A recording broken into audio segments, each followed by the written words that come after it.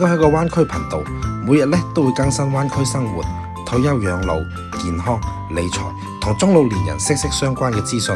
睇片前請點擊訂閱或者旁邊嘅小鈴鐺啦。如果唔係，下次你可能揾唔到我噶啦。仲有，創作唔容易，俾個讚添啦。Hello， 大家好，嘉榮啊。Hello， 大家好，阿娟啊。Hello， 我係勇啊。呢位舉手嘅咧就係我阿公，我係海東太平保險公司嘅。係啊，我哋啊成日勇哥啦，就成日指導我哋嘅工作啦。十幾年前嘅老師，老師嘅老師，係。所以叫阿公啦，係咪？係啊。其實咧，我就好中意咧同阿勇哥去唔同嘅公司嘅，即係話俾人哋聽佢太康。咁啊，即係因為隨住呢個人口老齡化啦，同埋即係講緊我哋國內生活嘅一個穩定啦、物價低啦、性價比啦等等好多嘅生活嘅美好嘅原因啦。咁啊分享我哋嘅灣區生活。咁啊，隨住人口老齡化，其實亦都有好多品質嘅養老服務啦。咁啊，娟姐啊最多太康月園啦，係咪？亦都有好多品質嘅養老社區。係，咁我哋又帶住最大嘅競爭對手。咁啊，即係其實每一個公司每一樣產品咧都各有各嘅長短啦，係冇一個完美嘅嘢嘅。咁所以點解係咯？去展示一下。點解我哋成日話要規劃啦，要準備啦，要了解啦，因為唔同嘅人、唔同嘅預算、唔同嘅經濟情況、唔同嘅一個考慮，總會有唔同嘅需求嘅。百花齊放，春滿園。我哋希望成行成市係嘛，所以我就成日都會麻煩咗東哥。所以今日咧就嚟到我哋嘅東哥公司啦。咁啊由東哥帶我哋睇睇我哋太平洋保險公司嘅養老社區啦，同埋我哋其他嘅一啲服務啦。因為點解咧？就講翻，因為我哋成日分享好多喺廣州嘅月園啦，或者大灣區嘅太康啦。咁其實除咗太康之外，有冇啲品質嘅真係，亦都係 CCRC 養老社區啊？咁其實馬上喺廣州咧又有一個新項目出嚟啦。咁啊都係一個高品質嘅。而且市中心喎。咁而且高品質咯喎。係咯。區嘅都係目前嚟計啦，全國規模第2嘅。係啊。係啦，除咗太康就到，其實勇哥好難忍嘅呢樣嘢。係啦。咁啊，勇哥愛太康，我就愛我啲觀眾老友記嘅，係啊。咁啊，俾多啲選擇俾老友記，其實都好好嘅。係。咁因為佢太平洋，我相信其實有唔少香港人都了解，因為佢喺香港都有上市啦。咁啊，但係東哥又介紹一下太保啦。其實太平洋咧係喺91年就成立咗㗎啦。咁因為太平洋佢係一個叫做即係國企性質嘅咁嘅公司啦。咁佢係分別喺香港、上海同埋倫敦咧，其實佢都有上市嘅。三地喎。三地係全國唯一一間咧就保險公司係三地上市嘅一個保險公司咁啊。咁而我哋而家排名全世界500強咧，其實而家係一路上到158位㗎啦。咁其實太平洋佢嘅實力好雄厚，不過咧有樣唔好就係佢成日唔打廣告，打得少少，真係嘅。咁所以好多人會覺得太平洋好似唔係好出名，其實唔係，佢嘅體量係好大嘅，全國前3家嘅保險公司咁啦。咁包括好多政府嘅一啲項目啊，包括一啲譬如話好似嗰個老人家嗰種長戶險啊嗰啲咧，其實都有太平洋嘅承接好多呢啲嘢啦。包括一啲係某啲公司可能經營不善又好啊，點都係由我哋太平洋承接。去接管。接管。因為我當年接觸長戶險嘅時候，接觸得最多咧就係太康同埋太平洋呢兩個經辦機構啦。咁其實好多觀眾咧，可能到依家咧都仲會混淆太平洋同埋中國太平係咪同一間公司咧？其實唔係嘅，中國太平咧就係一個央企啦。咁啊，之前大家亦都睇到唔少木棉嘅片啦，包括喺西九咧，亦都有好大一個廣告。咁佢就喺香港上市嘅一個央企。咁太平洋咧就係上海國資委旗下，應該係國企啊。佢個背景係嘅。係一個國企，喺3地有上市，倫敦同埋國內啦，同埋香港啦，係啊。咁阿東哥又繼續介紹下啦。咁而我哋而家咧，因為有太康公司，其實喺嗰個養老社區嗰邊搞得咁好咧，所以我哋公司其實前幾年開始已經有呢個規劃啊。咁就我哋喺而家全國咧，全中入邊已經有15個係規劃，10個省份係規劃咗有啲養老社區㗎啦。都有15間。係啦，15間。咁而家現注入去，其實營業緊咧已經係有13間嘅現注入去。咁而我哋廣州咧，將會喺呢個今年咧出一個樣板房啊。跟住預算即係而家起緊㗎啦。咁起緊嘅話咧，呢個就係我哋一個需要嘅一個樓盤嘅模型咁啦。咁入邊有三甲我哋嘅醫院咧係以三甲個配套為醫院嘅。三甲醫院喎。係啊。其實睇呢個設計，睇呢個睇呢個沙盤咧，就睇得出呢間應該唔會係一間2級醫院。我哋睇翻佢一個佔地面積啦、體積啦，係啊，三甲標準去。跟住另外咧，我哋喺周邊嘅配套咧，因為我哋主打喺城市入邊嘅一個叫做養老社區，咁唔使啲親戚家屬過嚟探得咁遠，所以我哋嚟呢個廣州站啊，先十零公里嘅啫。嗰啲站啊，包括我哋周邊嘅配套咧，我哋有好多啲知名醫院，譬如話暨南大學嘅附屬醫院啊，南方醫科大學啊，包括中山大學附屬醫院啊呢啲，我哋喺呢個5公里範圍入邊就會有㗎啦。即係好有優勢咯，佢喺市中心。就市中心。可以劇透少少啦，嗰度周邊咧係有嗰個中旅巴士嘅，咁有唔少老友記咧都喺嗰附近嘅商場，我哋一齊食過飯嘅。係啊。咁而且咧泰康咧亦都喺嗰度附近咧會有一個府出嚟嘅，係啊。又賣泰康廣告，唔係分享同老友記分享信息啫，分享信息啫，唔同嘅需求咯。跟住而家我哋嘅床位方面咧，就其實就喺現時呢兩棟樓，一個護理樓，包括自然理樓咧，我哋大概有400間嘅公寓，咁預算會有700個床位左右啦。跟住另外仲有300個係康復床位咧，就係專門負責一啲係康養嘅客戶啦。可能佢哋真係需要完全自理嗰種咧，我哋大概300個床位，所以加埋大概會1000個床位左右。但係你睇廣州市咁多人群咧，1000個真係唔夠，真係唔夠啊！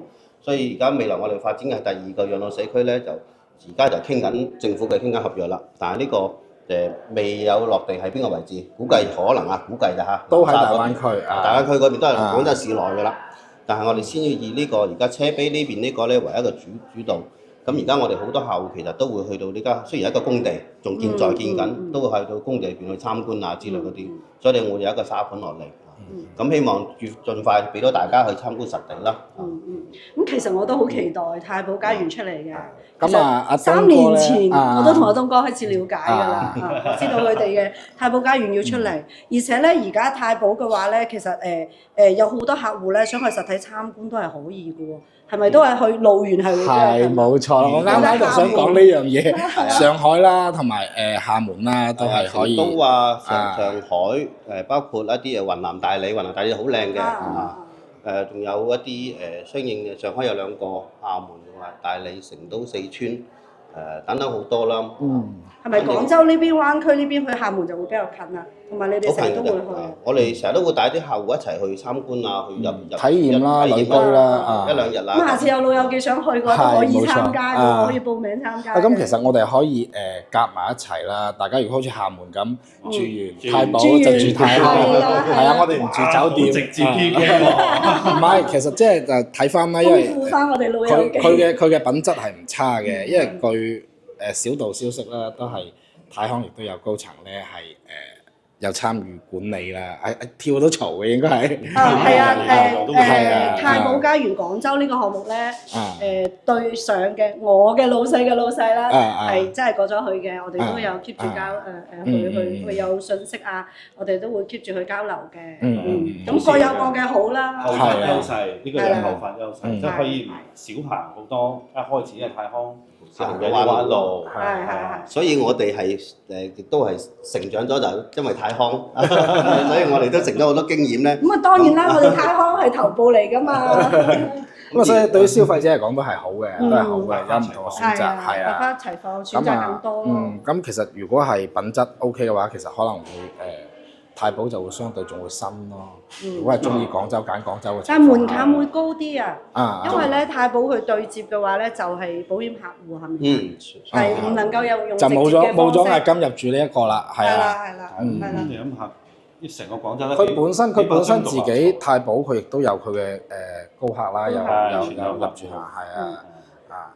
OK 啦，咁但係隨住成個人口老齡化，咁我哋又一齊去了解下唔同嘅一啲養老資訊啦，包括唔少老友記講到嘅一個信託啦，咁其實太保都係有嘅，係啊。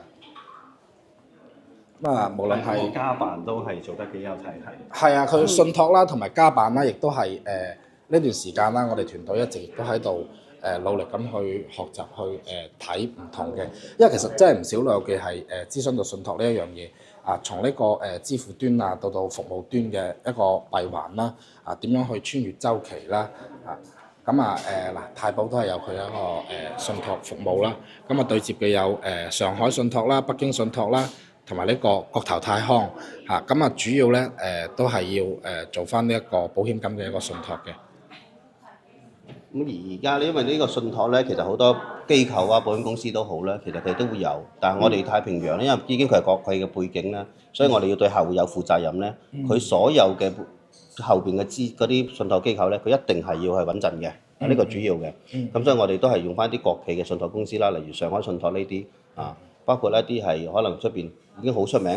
基本上我哋合作嘅信託公司咧，佢哋唔係話淨係開發即係淨唔係成立咗幾年嘅，我哋基本上10幾20年嘅前嘅嗰啲公司啊，所以我哋比較有優勢嘅。即係上海信託其實喺中國嚟講都係頭部咯。係啊，一定要揾大企業，因為費事到時以後有啲咩甩漏嘅時候，對客戶係一個責任，要負責任啦。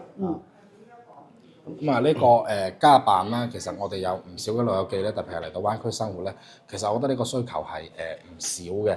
咁但係點樣去對接咧？啊，無論係泰康又好啦，太保又好啦，啊或者我哋粵灣長者通啦嘅老友記係嘛？咁除咗買咗保單之外，我哋成日講個養老規劃。咁我需要服務嘅時候，有啲咩服務咧？點樣服務？點樣去提供咧？啊咁無論係從呢個家庭嘅事務啦、法律事務啦、稅務啦，啊咁啊亦都係有相關嘅一個對接去銜接翻嘅。其實近期咧，我哋都有好多觀眾都有呢方面嘅諮詢喎。即係特別係信託啦，同埋家辦啦、稅務啦。或者其實喺呢個服務入邊啦，其實我哋都睇到啦，有好多嘅，有法律啦，包括醫養啦，係啦，醫養啦，包括仲有一啲健康專家啦。仲有一個係包括一啲譬如話啲孫啊。傳承咧，二代傳承咧，係啊。最近講得好熱一個話題啦，就係我哋嘅四哥。係嘛？咁啊離開咗之後咁就係直接將佢通過信託啦，將佢嘅財富咧就傳承到去孫代咁啊。係第三代。係啊，仔啊同埋女啊，其實呢個話題咧就呢個話題就一路都有啦。知名嘅一啲好多啲明星啦，係啦，有啲大家族啦，其實都有呢個服務嘅需求嘅。係。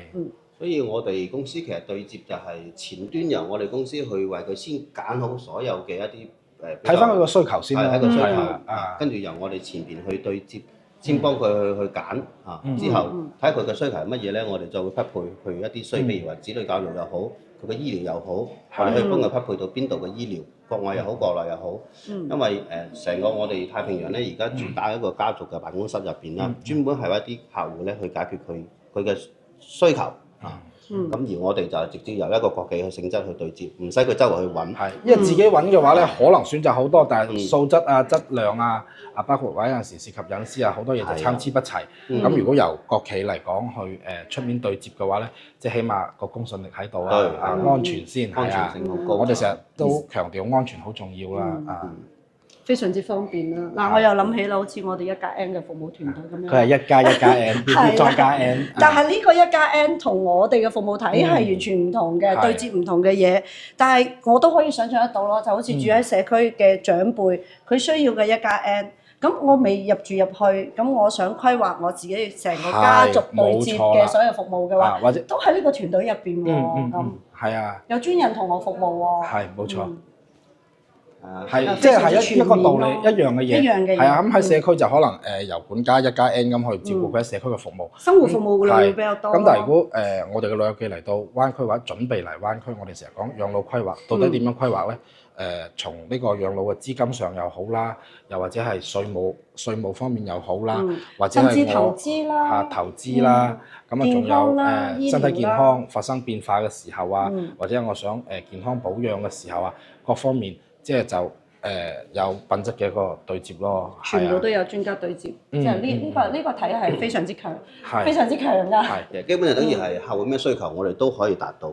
全部都係個性化。個性化，包括佢想做慈善公益啊、嗰啲珠寶啊、收藏啊等等，我哋都可以解決到佢嘅需求問題。其實我哋依家自己頻道入邊嘅其實已經有好幾位老友記咧係達到咗呢個級別嘅咯。係咁啊係咯，咁所以其實睇翻，如果有咁嘅需求嘅話咧，都係可以對接得到嘅。即係我哋都可以希望話揾多，佢會得到更多咯，係啊，即係係除咗買一份保險之外，佢會得到更多嘅保障同埋保障，係啊。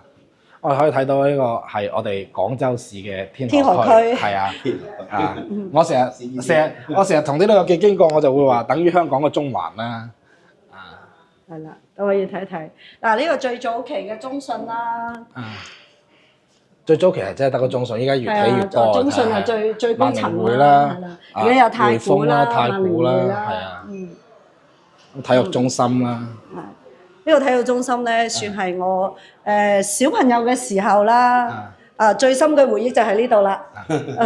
我哋以前咧啱畢業嘅時候咧，咁啊住喺舊城區，咁啊成日就想過嚟呢邊工作做嘢，即係會覺得呢度會機遇多啲啦。白領啦，係啊，以前呢度荒地嚟㗎。係啊，咁啊坐成個鐘頭車過嚟，以前得一條地鐵1號線。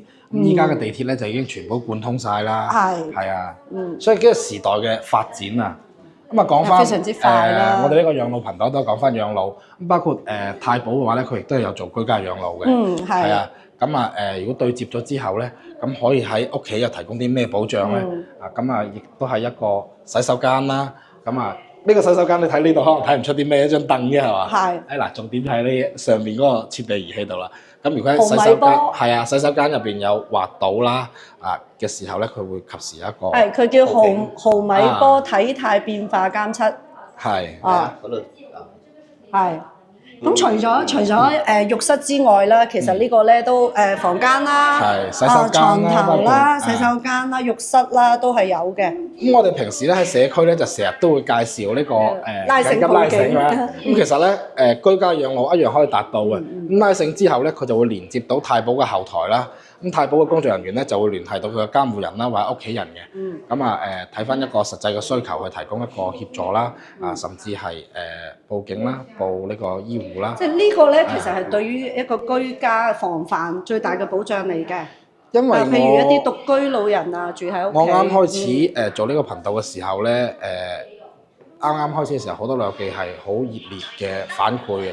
因為佢哋點解會嚟社區咧？佢話喂，因為喺香港咧有啲咧係即係話喺屋企走咗啊，甚至嚟講係都冇人知。係冇錯，冇錯。咁其實如果有咗呢一啲嘅儀器啦、設備啦嘅話咧，咁就喺屋企咧，即係起碼基本上嘅保障係有嘅。係啊，即係居家有保障係好好嘅事嚟嘅。係啊，呢套設備咧係我哋公司係重金打造出嚟，即係有啲客戶佢可能唔想話去住到養老社區嗰板塊，咁佢想屋企嘅，咁可能我哋打造埋屋企嘅方面。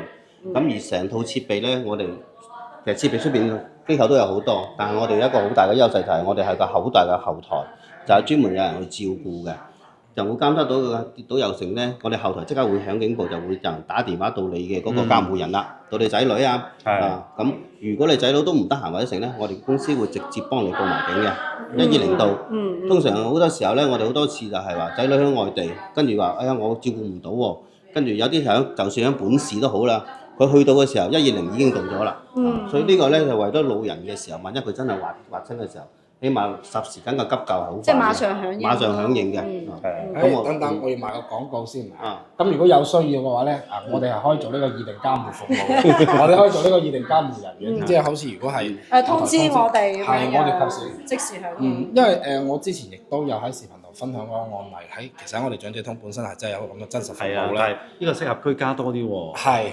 喺社區嘅話，可能唔一定第一時間揾我哋。居家嘅話咧，就夜晚黑去洗手間嘅時候跌倒，咁人咧係清醒嘅，但係就係喐唔到，電話都攞唔到，咁係第二日護理員上門嘅時候咧，拍門拍幾拍唔到，最後咧我哋係叫咗消防啦同埋救護車去到現場，咁樣去處理。我同阿嘉欣係分享過呢個案例嘅，係真人真事。咁但係咧其實隨住呢一套系統咧就可以杜絕咗啦。咁呢套系統點樣杜絕咧？後邊我哋會繼續同大家分享。呢邊呢張床咧就係一啲叫臥室啦。咁老人家瞓覺嘅時候咧，我哋亦都係會係有個監測嘅，亦都係一個叫做毫米波嘅睡眠監測，等老人嗰個呼吸啊均唔均勻、正唔正常，或者心跳方面嘅。咁如果係突然間出現唔正常嘅時候咧，呢一套設備我哋同樣都會報警嘅。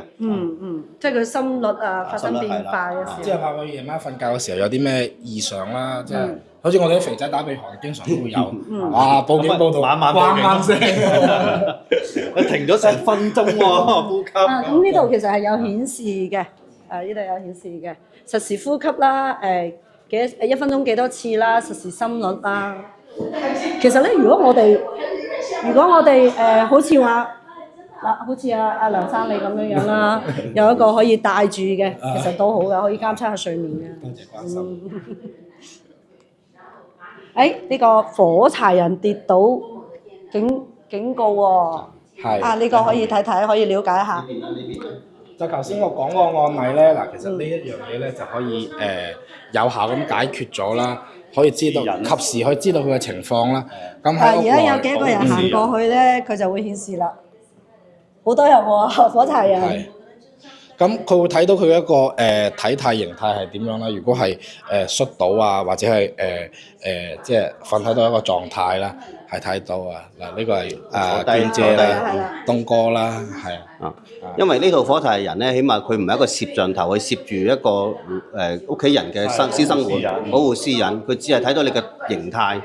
咁好多人就唔中意屋企裝個攝像頭嘅。咁而呢一套咧，佢就比較好，就係佢就防範佢私隱問題咯。好啦，咁講到居家養老啦，咁肯定喺屋企嘅話就離唔開廚房啦。咁廚房入邊嘅一個漏煤氣啊，又或者係一個燃氣嘅，煲住湯啊，出咗街啊，咁係咪淋熄咗啊？呢度入邊咧，就全部都係有一個報警系統嘅。呢個其實真係幾好噶，唔一定係真係老人家用得着，我覺得我都用得着嘅。我屋企都有裝。漏水、漏煤氣、火自動報警，成套嘢落嚟，其實嗰個公司納夠費用方面咧，主要係希望服務客戶，因為而家太平洋保險咧，佢唔係淨止賣保單嚟做手藝，佢希望係做一個服務啦，後邊嘅服務更為主，包括醫療啊、剩啊咁。因為我哋畢竟係一個大企業咧，其實會有一個叫做社區嘅法回饋嘅，呢個係政府要求我哋大企業去做社會責任感係啦，包括我哋成日做一啲捐獻啊、賑災啊、一啲服務啊，或者係慈善啊，我哋都會做。包括去出事，有時我哋出呢啲產品咧，係基本上就唔知道可能嗰個風險好大嘅，比如醫療險啊之類嗰啲，我哋都會有。分享一下呢個醫療險。嗰日我哋溝通嘅醫療險，依家仲未喺視頻度同大家分享嘅，係啊。但係我哋聽落就真係好好啦。係，咁勇哥又可以分享翻你嘅想法。可以。我哋今日係講醫療嘅咩？咁我哋下一條片，詳細啲講。係 OK。下一條詳細啲講。好啦，咁今期嘅分享差唔多啦。係，咁我哋下期再見，拜拜。